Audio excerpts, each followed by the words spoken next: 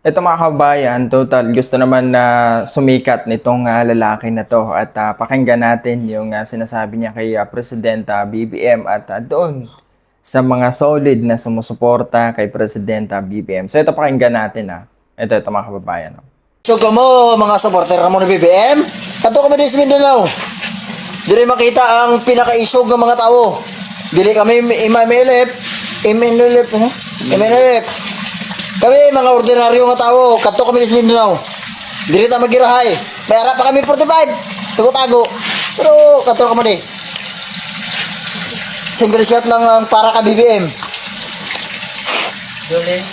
Talaga naman mga kababayan, meron pinagmanahan itong lalaki na to, no? So isa siyang, kumbaga yung sa salita pa lang niya mga kababayan, parang Bisaya siya ay Bisaya. So kita niyo naman, alam niyo, dinamay pa ni mga kababayan yung MILF at saka MNLF, no?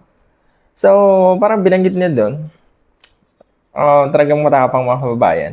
Hindi ba niya alam mga kababayan, ng MILF at saka MNLF ngayon ay magkakampi na po mga kababayan kasi nga po may ginawang peace agreement po doon sa may area po ng Bangsamoro o VARB.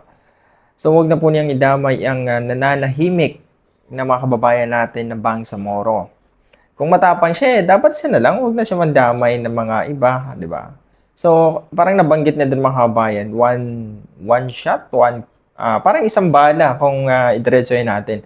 Isang bala na lang daw si Presidente Bongbong Marcos at doon sa mga supporter nitong Presidenta BBM. So kita nyo, kung merong, kumbaga, kung matino talaga, itong lalaki na ito mga kabayan, ay hindi po niya sasabihin yan, yung mga ganyang kataga, dahil yan po ay pagbabanta po sa isang tao mga kababayan at maaaring ikapahamak pa po ng kanyang buhay. Baka bully na po siya ng NBI. Kumbaga, sabi nga nila, NBI is waving. So, siguro sa bandang ano yan, lugar po ng Kabisayan. Kasi yung salita po niya mga kabayan ay isa siyang Bisaya po, no? So, hindi naman po natin nilalahat yung mga kapatid natin na may mga Bisaya, no? Hindi po natin nilalahat na ganyang pag-uugali. Siguro naman, um, kasi alam niyo, hindi naman lahat ng taga-Visayas o taga-Mindanao ay solid na sumusuporta sa Duterte, no? Hindi po yan lahat mga kababayan. Huwag ko kayo maniwala doon sa mga sabi-sabi na lahat ng taga-Visayas o Mindanao ay solid na sumusuporta kay Duterte. So hindi po ganun mga kababayan. So itong lalaki na to, parang wala siya sa pag-iisip mga kababayan. Kasi kung normal na tao yan, hindi naman dapat ganun na maglalabas ka ng baril at pagbabantaan pa yung mga solid na sumusuporta sa administrasyon o loyalista. Tapos ngayon, sabi pa nga niya doon ay isang bala lang itong Presidenta BBM. So antayin na lang natin mga kababayan kung ano nang mangyari sa lalaki na to. Ay gusto niya mag-viral, edi sige, gawin natin, i-viral natin itong mga kababayan. Magtulungan tayo, i-share natin itong video na to. Alamin natin yung sa mga kapitbahay nitong lalaki na to. Please lang isumbong yan mga kabayan kasi delikado yan, yung mga ganyang pag-uugali. Alam ko matapang lang yan kasi nga meron siyang dalang baril o meron siyang baril mga kabayan. So, ganyan naman talaga yung mga nakakahawak ng baril kung ano na yung sinasabi.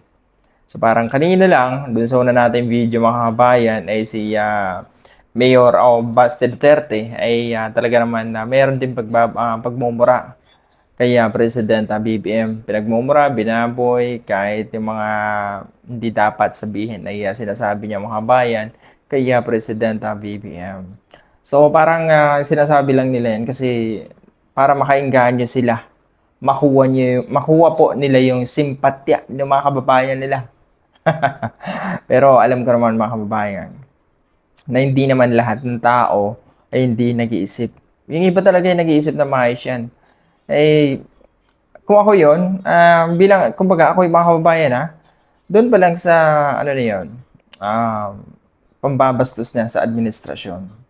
Eh, siyempre mapapaisip na ako, ba't ako papanig dito sa tao na to, na ganito pala yung pag-uugali. malaso yung pag-uugali, di ba? Napakapangit ang pag-uugali. Ba't doon ako kakampi? O, di ba? Lalong-lalo na dun sa mga yung sa mga kababayan natin diyan, wag ho kayong magpadala o dito sa lalaki na to na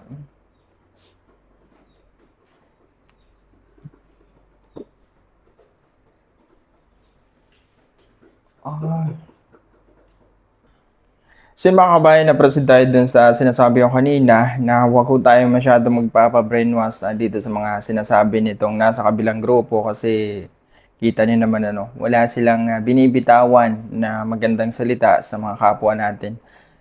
Kita niyo naman yung so lagi natin 'to sinasabi mga kabayan para ipamukha sa kanila na mali yung kanilang ginagawa So, dun sa lalaki na yon ay please mga kababayan, i-share natin tong video na to nang malaman nila yung tunay na ugali nito mga sumusuporta, sumusuporta sa kabilang grupo.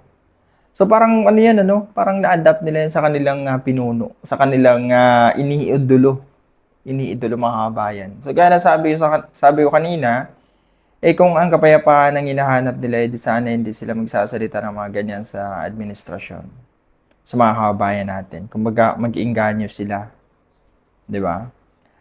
So, alam po, maraming salamat po. Like and share and subscribe at Dina28. Maraming salamat sa inyo mga kababayan sa tunay na pagsuporta at sa solid na sumusuporta sa administrasyon.